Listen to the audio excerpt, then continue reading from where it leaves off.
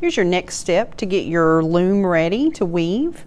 So we've got our loom, which is a piece of mat board, and we have made our notches, the little cuts that our warp is going to sit down in. And the warp are the vertical threads that you actually weave over and under. Okay, so you are going to have a fairly long piece of yarn. Make sure that it doesn't have any knots or anything in it. That's really important. The first thing that you're going to do is find an end.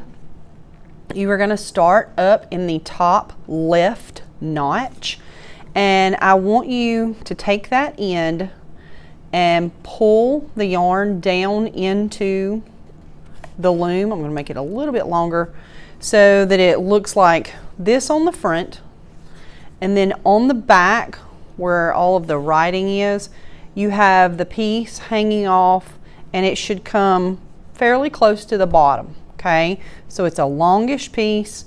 It is hanging off the back. And I'll talk about your name in a minute, but you can see it's in the top left.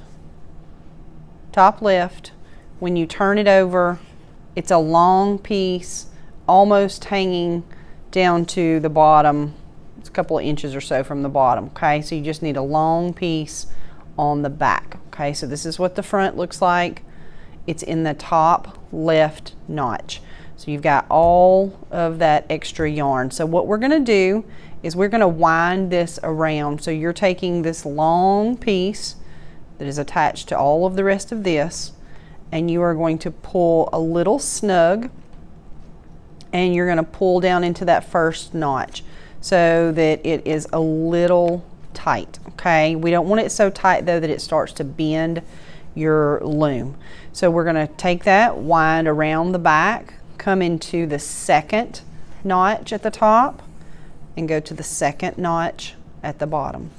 And again, you're winding around to the back, third notch, third notch. You can see I have not cut anything off.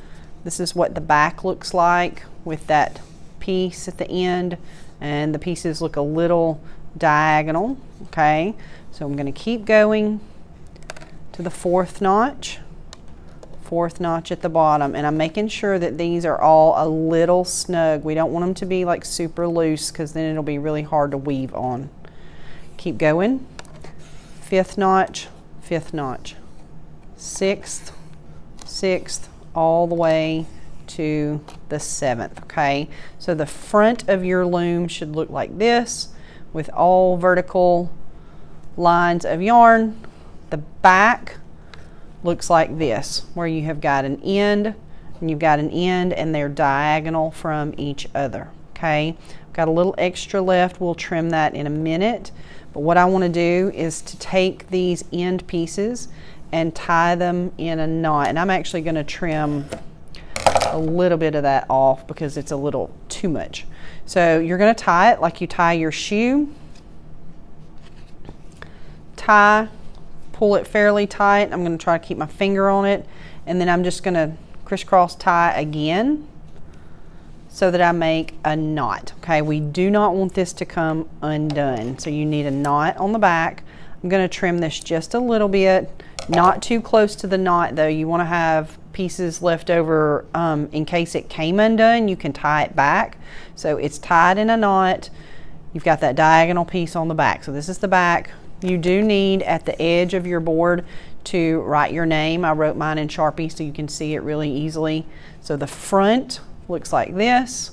I've got my vertical lines of yarn. This is called the warp. These are the pieces in a minute that we will go over and under and start weaving onto.